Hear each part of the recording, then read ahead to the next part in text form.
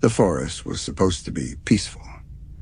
That's what Emily had promised when she convinced me to trade my weekend in front of the TV for 2 days in the middle of nowhere. I wasn't a nature guy, but the idea of spending time with her away from everything sounded good, at least in theory.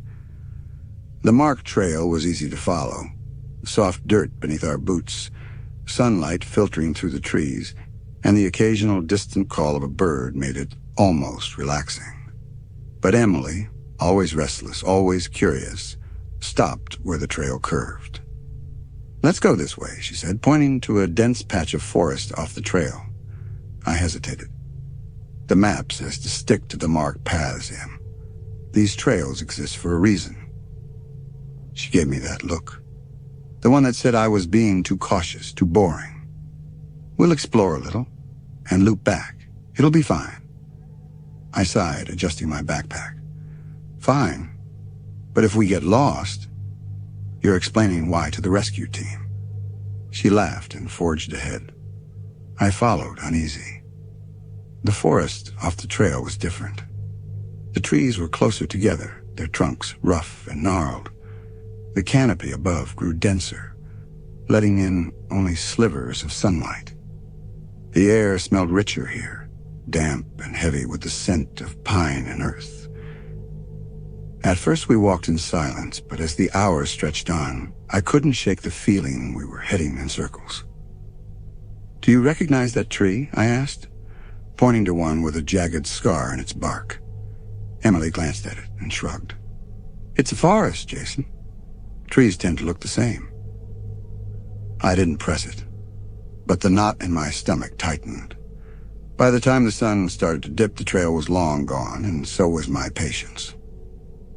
"How far do you think we've gone?" I asked, trying to keep my frustration in check. She frowned at her phone. "No signal." "Of course not," I muttered. "Why would there be? I should have stayed on the trail." Her confidence wavered. I saw it in the way she clutched her phone. "We'll find it," she said, though her voice lacked its usual certainty. The forest grew darker.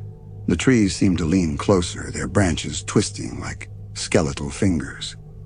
The silence pressed in, broken only by the crunch of leaves underfoot. When we stumbled into the clearing, I almost didn't see it at first. A tent slumped to one side, its fabric dull and stained. A single boot lay outside, muddy, abandoned, unnervingly still. Emily froze. "Jason, look." I followed her gaze, my stomach churning, as I noticed the tent's torn fabric. Deep slashes marred its surface, and the opening hung loose like it had been yanked apart. She crouched by the tent and tugged a backpack toward her. "Someone left this." I didn't want her to touch it, but said nothing. The air felt heavier here, like the forest was holding its breath.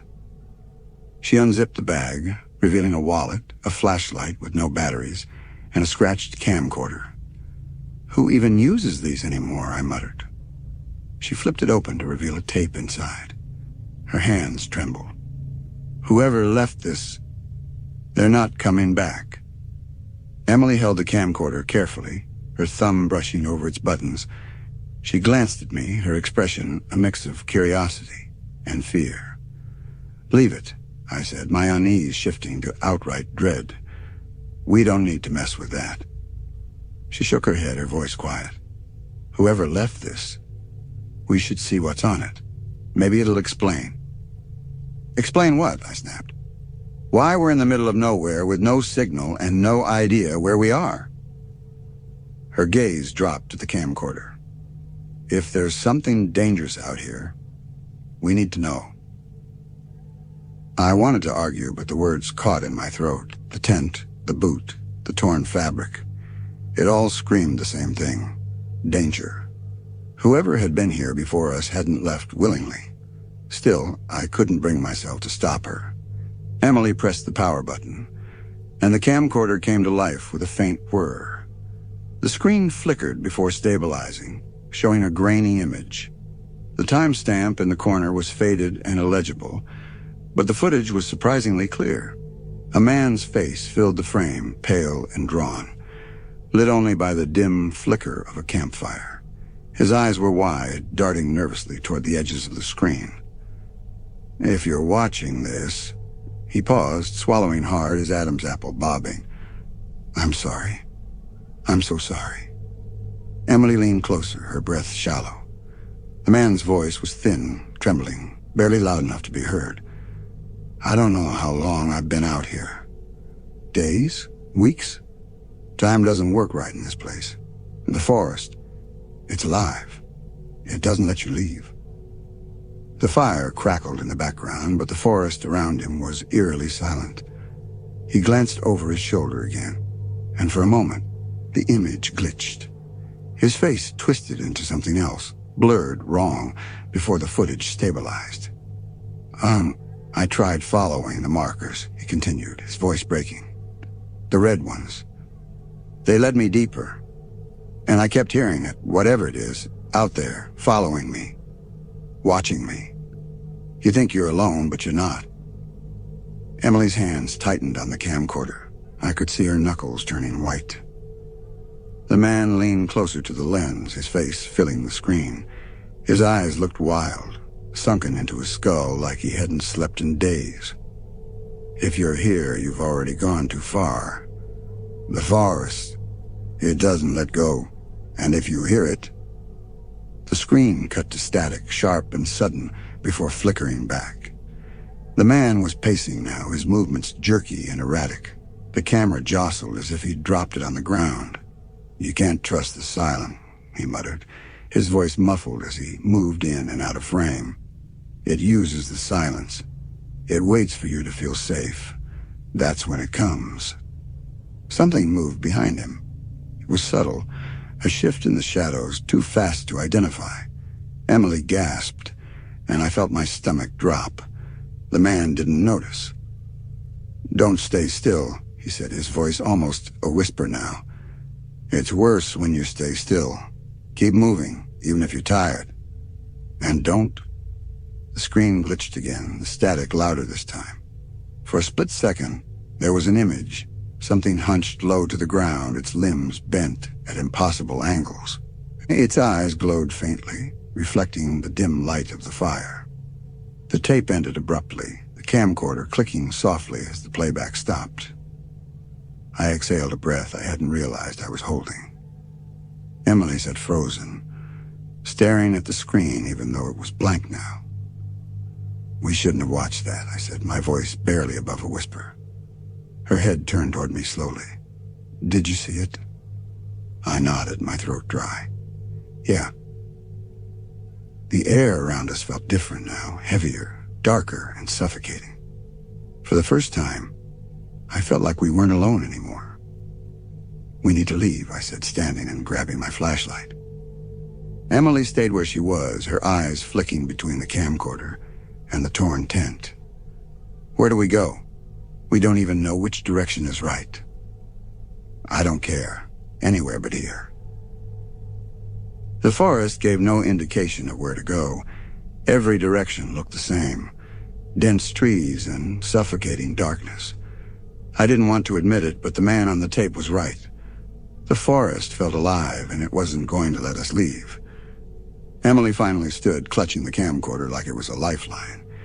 She didn't argue as I started walking, my flashlight beam barely cutting through the oppressive shadows. Every step felt heavier, as if the forest itself were pulling us down. "We just need to find the trail," I muttered, more to myself than to her. The silence pressed against us, thick and unnatural. Then faintly at first, I heard it. A sound like the rustling of leaves, but layered, rhythmic. Whispers. "Do you hear that?" Emily asked, her voice trembling. I nodded, gripping my flashlight tighter. "It's just the wind." I didn't believe my own words, but saying them felt better than admitting the truth. The whispers grew louder, more distinct, as though they were coming from just beyond the reach of the light. The words were incomprehensible, fragmented, but they weren't random. They were trying to say something. Emily stopped suddenly, grabbing my arm. "Jason."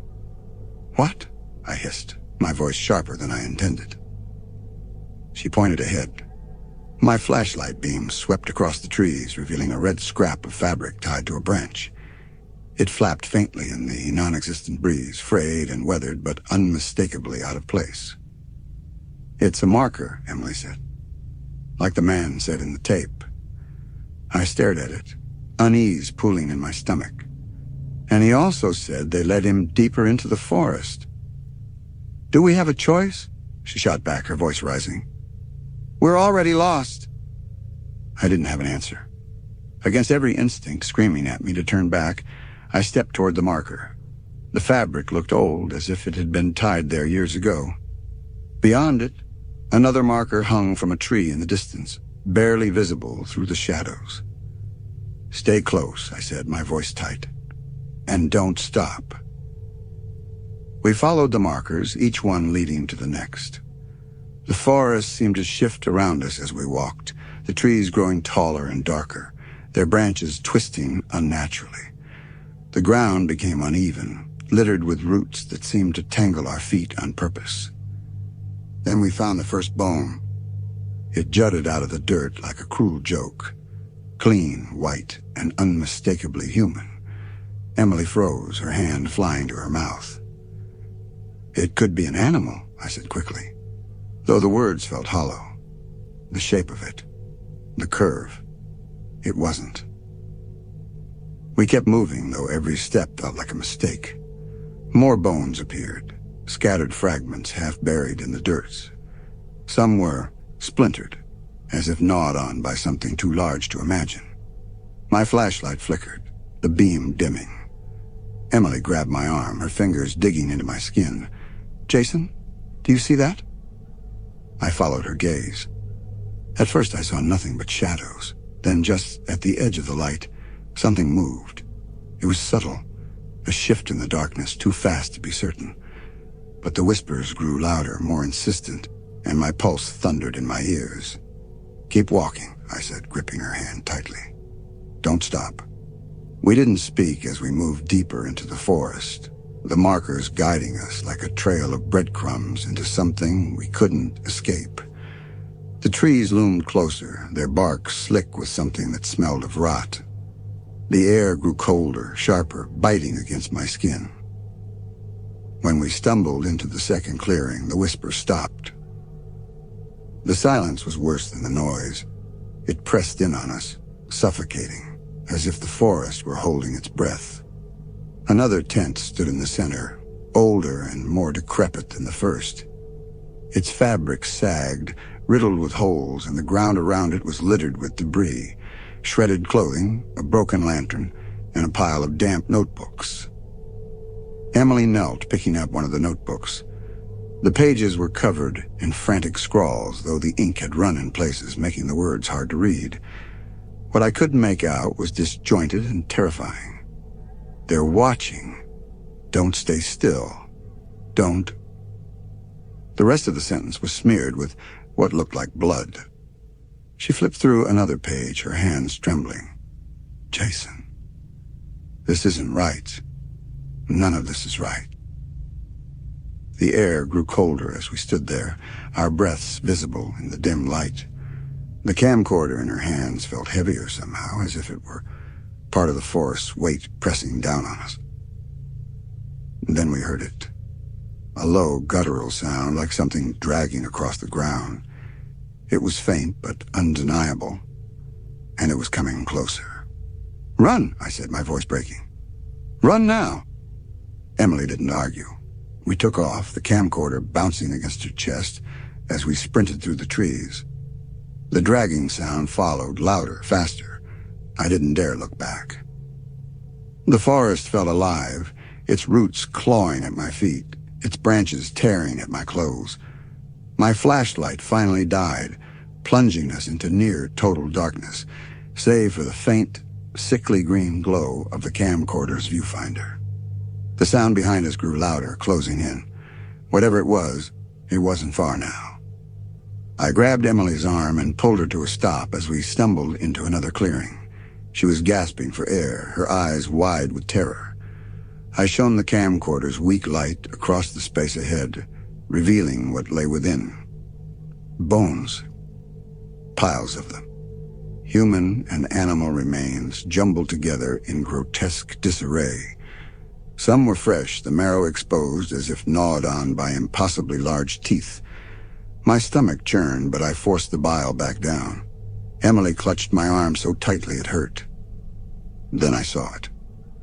Low to the ground, moving toward us, its limbs bent at unnatural angles. Its eyes caught the light of the camcorder, reflecting a dull, inhuman glow. It stopped, tilting its head as if studying us, and then it smiled. That smile. It wasn't human. The way its lips curled back, revealing teeth that were jagged and mismatched, like shards of broken glass, sent an icy jolt through my body. My legs froze, rooted to the ground as the thing stared at us. Its body shifted slightly, its limbs jerking as though it didn't fully understand how to move. It was hunched low, its shoulders rising and falling with each guttural breath. "Jason?" Emily's voice was barely audible. Her hands trembled as she clutched the camcorder. "Don't move," I whispered, my voice cracking. "Don't make a sound." The creature didn't charge, it just stood there, watching, its head tilting slowly from side to side. It was playing with us. It wasn't in a rush. It didn't need to be. The whispers returned, louder now, buzzing in my ears like a swarm of insects. They weren't random noises anymore. They were words, fragmented and layered. "Don't look. Run. Stay."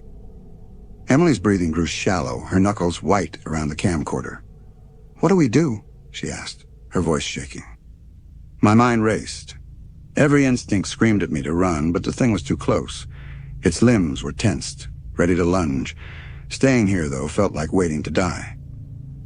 The creature shifted forward, its movements impossibly quick, jerking a few feet closer in the blink of an eye. Its face came into the sharper view now, its skin pale and stretched tightly over its skull, its eyes dark pits with faint glimmers of light at their centers. The smile widened, and I felt my knees weaken. "Get behind me," I said, stepping in front of Emily. "What are you doing?" she hissed, gripping my arm. I don't know," I admitted, my voice shaking with fear. The camcorder flickered, its screen glitching briefly before stabilizing. I glanced at it and saw something that made my blood run cold. The creature wasn't alone. Behind it, deeper in the shadows, more shapes moved. They were smaller, faster, darting in and out of the edges of the camcorder's light. "Emily," I said, my throat tightening. "There's more of them." Her gaze dropped to the screen, her eyes widening as the shapes became clearer. Arms, legs, faces flickering in and out of existence. They didn't seem fully formed, like half-finished sketches of things that had no right to exist. The whispers rose to a deafening crescendo, overlapping and distorting until they drowned out my thoughts. The creature in front of us twitched violently, its head jerking at an unnatural angle as it let out a low, guttural growl. I grabbed Emily's hand. "We run on 3. Her grip tightened, but she nodded. "1, I said, my voice barely audible over the whispers. The creature crouched lower, its limbs tensing. 2. The camcorder flickered again, showing something behind us, a flash of movement in the darkness. 3. We bolted. The creature shrieked, a sound so piercing it felt like my skull was splitting. I didn't look back. I couldn't. The forest rushed past in a blur, its branches tearing at my clothes and skin.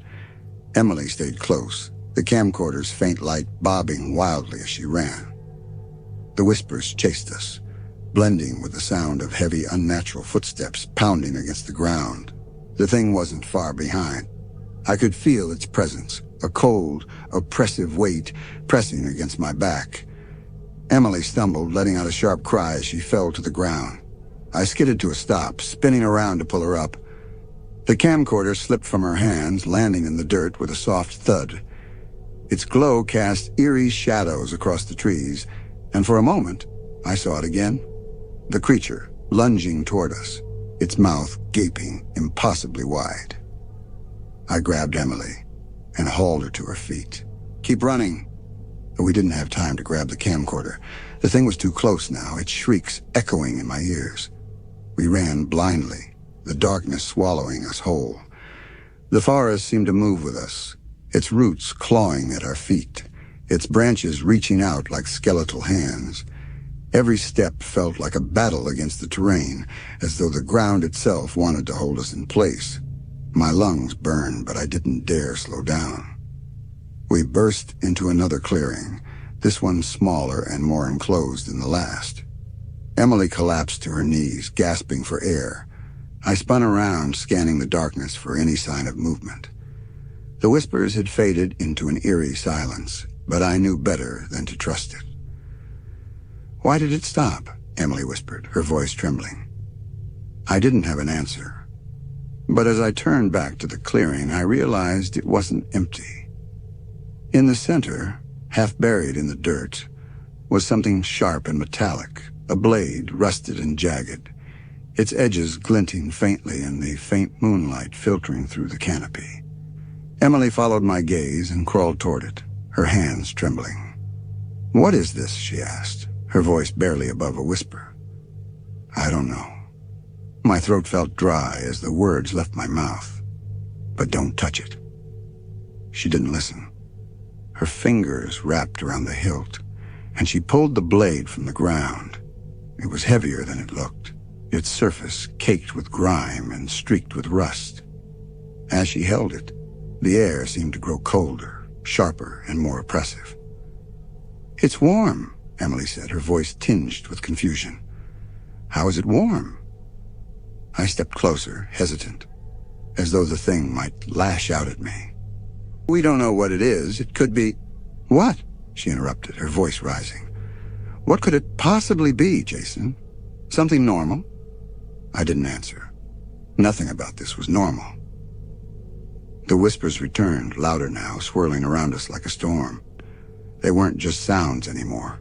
They were words, clear and deliberate. "Take it. Leave it.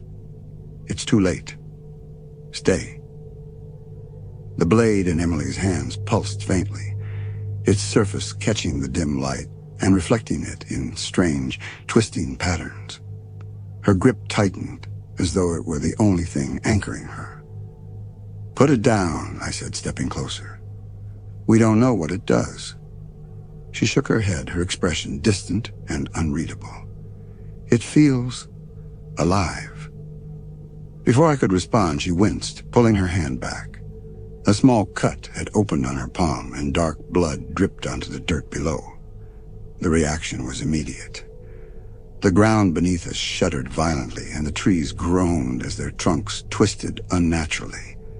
The whispers grew deafening, overlapping and chaotic, as though the forest itself was screaming. A deep, guttural sound echoed around us, reverberating through the clearing. It wasn't coming from any direction. It was everywhere. "Emily," I said, my voice faltering as I grabbed her arm. "We need to go." Her eyes stayed fixed on the blade, her breathing shallow. "It's awake." "What's awake?" I demanded, but she didn't answer. The sound came again, louder this time, shaking the ground beneath our feet. The trees leaned closer, their branches stretching toward us. The shadows at the edge of the clearing began to move, shifting and twisting into shapes that defied logic. Then it appeared. The creature stepped into the clearing, its limbs impossibly long and bent at grotesque angles. Its eyes glowed faintly, locked onto Emily with an intensity that made my stomach churn. But it wasn't alone. More figures emerged from the shadows, their forms flickering and indistinct, like half-forgotten nightmares given shape. "They don't want us," Emily whispered, her voice barely audible. "They want this." She held up the blade, her hands trembling. "Then throw it away," I snapped. "Get rid of it." Her gaze darted between me and the creatures, and for a moment, I thought she might listen. But then the figures took a step closer, their movements jerky and unnatural, and she made her decision. She raised the blade. "What are you doing?" I asked, panic rising in my chest. "Ending this," she said, her voice steady but cold. Before I could stop her, she plunged the blade into the ground. The instant the blade struck the ground, the world erupted into chaos. A deafening roar ripped through the clearing, shaking the ground so violently that I was thrown off my feet. The air grew dense and suffocating, charged with an unnatural energy that made my skin crawl. The trees around us twisted in agony, their branches snapping and curling as though alive. The whispers became a piercing scream, layered and distorted, as if the forest itself was crying out in rage. Emily was on her knees, her hands still gripping the blade. The metal pulsed with a blinding light, casting wild, flickering shadows across her pale face. Her eyes were wide, fixed on the blade as if nothing else existed. "Emily!" I shouted, crawling toward her against the tremors shaking the ground. Let it go." She didn't respond. The blade seemed to anchor her, holding her in place as the forest came alive around us. The creatures at the edge of the clearing shrieked, their distorted forms flickering like dying flames. One by one they began to retreat, dragged back into the darkness by the shifting shadows. The air felt heavier with each second, the oppressive weight pressing down on my chest. The ground beneath Emily cracked, spiderwebbing outward from the blade. A deep, resonant groan echoed through the forest, no longer from the creatures, but from the forest itself. It wasn't just alive, it was awake. "Emily!" I reached her, grabbing her shoulders and shaking her. "We have to go." She blinked, her gaze tearing away from the blade. Her face was pale, streaked with sweat and dirt, her lips trembling. "It's too late," she whispered. "It knows we're here." The whispers suddenly stopped, leaving an unbearable silence in their wake. The light from the blade dimmed, its glow flickering weakly, as though the energy was being drained from it. The forest grew still, too still, like it was holding its breath. Then came the sound. It was deep and resonant, a groan that vibrated through the ground and into my bones. It wasn't from the creatures or the forest. It was something deeper, something older. The blade in the ground pulsed one final time before the cracks beneath Emily spread wider, a dark void forming beneath her feet. "Emily, move!" I yelled, pulling her to her feet. The blade stayed embedded in the ground, its jagged edges glowing faintly as the void continued to grow. She stumbled back, clutching her bleeding hand to her chest. "It's awake," she murmured again, her voice distant. I didn't have time to process what she meant. The ground beneath the blade collapsed entirely, swallowing it into the darkness. A cold wind swept through the clearing, carrying with it the whispers once more. But these were different, low and guttural, layered with an unmistakable sense of hunger. The shadows shifted again, moving with purpose. At the edge of the clearing, the creatures reappeared, their forms more solid now, their glowing eyes fixed on us. They didn't hesitate this time.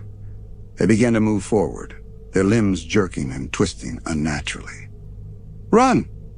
I grabbed Emily's arm and pulled her, my legs burning as we sprinted back into the trees. The forest seemed to resist us, its roots rising to trip us and its branches clawing at our faces.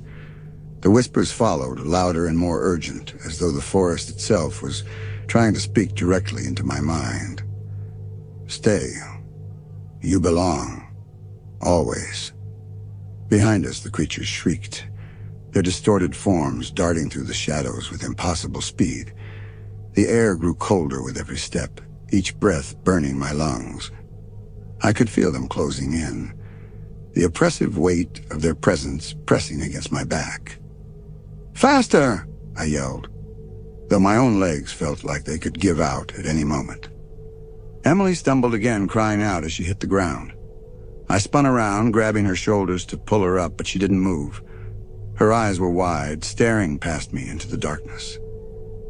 "Jason," she whispered, her voice trembling. I turned to follow her gaze, and my blood ran cold. The largest of the creatures stood just feet away, its limbs stretched and bent at unnatural angles. Its glowing eyes locked onto mine, and its twisted smile widened, revealing rows of jagged, mismatched teeth. The other creatures circled around it, their movements unnervingly synchronized as they closed in on us. The whispers rose to a deafening crescendo, overlapping and distorted. I couldn't think, couldn't breathe. My grip on Emily tightened as I tried to pull her to her feet. "We're not gonna make it," she said, her voice breaking. "Yes, we are," I shouted, my voice cracking. "Get up!" The creature lunged, its limbs snapping forward like a spider's. I yanked Emily up just in time, dragging her away as we ran blindly into the darkness. The forest seemed endless, the trees closing in tighter with every step. But deep down, I knew, the forest wasn't going to let us leave. We ran until our legs felt like they would give out, the creature's shrieks echoing through the forest behind us. The oppressive darkness pressed closer, suffocating and all-encompassing. My flashlight was long dead, and the faint glow of the camcorder was gone, left behind in our desperate flight. The forest seemed to pulsate, alive with its intent to trap us forever. Emily stumbled again, falling hard to her knees. I skidded to a stop, spinning around to pull her up, but she didn't move. Her face was pale, her breath shallow, her eyes hollow and unfocused. "I can't," she gasped, shaking her head. "I can't do this anymore." "Yes, you can," I snapped, grabbing her arms. "We don't have a choice. Get up." Her eyes met mine, and I saw it. The resignation, the hollow acceptance of someone who had already decided they weren't going to make it. "Jason," she said softly, tears streaking her dirt-smeared face. "It's not going to let us leave. You know that." "No," I yelled, gripping her shoulders harder. "I'm not leaving you here." The whispers surged, louder and clearer than ever before. Their words cut through the air like a blade. "Stay. Belong. Forever." Emily's gaze darted to the darkness behind me, her body trembling. "They're coming!" I turned and my stomach dropped. The creatures were closer now, their distorted forms darting through the trees with unnatural speed. Their glowing eyes pierced the darkness, locked onto us like predators closing in on their prey. "Get up!" I screamed, pulling at her with all my strength. She didn't budge. Instead, she grabbed my wrist, her grip surprisingly strong. "You have to go." "What?" I stared at her in disbelief. "I'm not leaving you here." "You don't have a choice," she said, her voice steady despite the tears. "They'll take both of us if you stay." Her words hit me like a punch to the gut. "No, we can make it if we stick together." She shook her head, her expression soft but resolute. "Jason, go, please." The creatures were almost upon us now, their shrieks growing louder, more piercing. My instincts screamed at me to run, but my heart refused to leave her. I hesitated, torn between survival and the unbearable thought of abandoning her. Emily made the choice for me. She pushed me hard, sending me stumbling backward. Before I could recover, she turned to face the creatures, raising her arms as if to challenge them. "Go, Jason!" she screamed. "Run! Emily!" I shouted, my voice cracking with desperation. The creatures lunged. I didn't see what happened next. My legs moved on their own, carrying me away from the clearing as tears blurred my vision. Her screams echoed through the forest, piercing and raw, before abruptly cutting off. The whispers surged, louder and more chaotic than ever, chasing me as I ran blindly through the suffocating darkness. I don't know how long I ran. Time had dissolved into the same endless void as the forest around me. My legs burned and my chest heaved, but I didn't stop.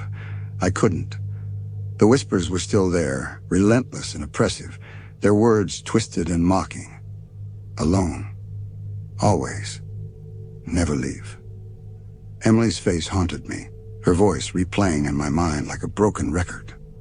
The guilt was a physical weight, crushing and unbearable. I had left her. I had let her face those things alone, and now she was gone.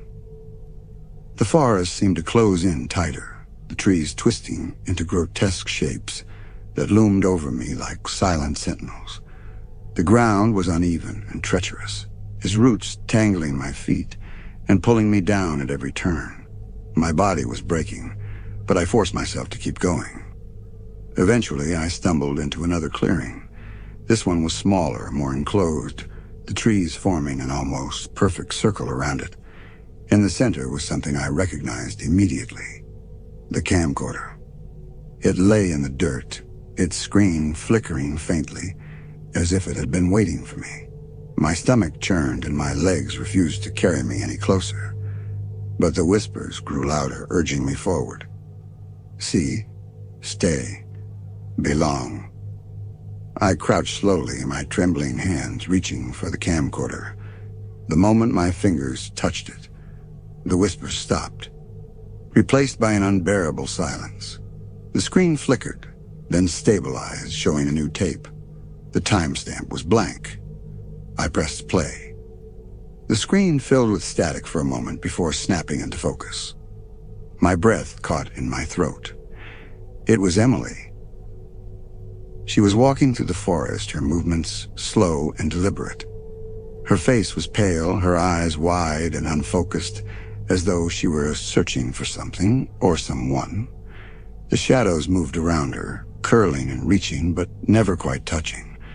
Her lips moved, and her voice came through faintly, distorted and distant. Jason. Jason. I dropped the camcorder as if it had burned me, stumbling back. The whispers surged again, louder and more urgent, echoing through the forest like a terrible chorus. Never leave. Always here. Stay. The camcorder flickered, its screen now showing a static-filled reflection of the clearing around me. My own figure stood in the frame, pale and hollow-eyed, clutching the camcorder. My voice came through, flat and lifeless. If you're watching this, it's already too late.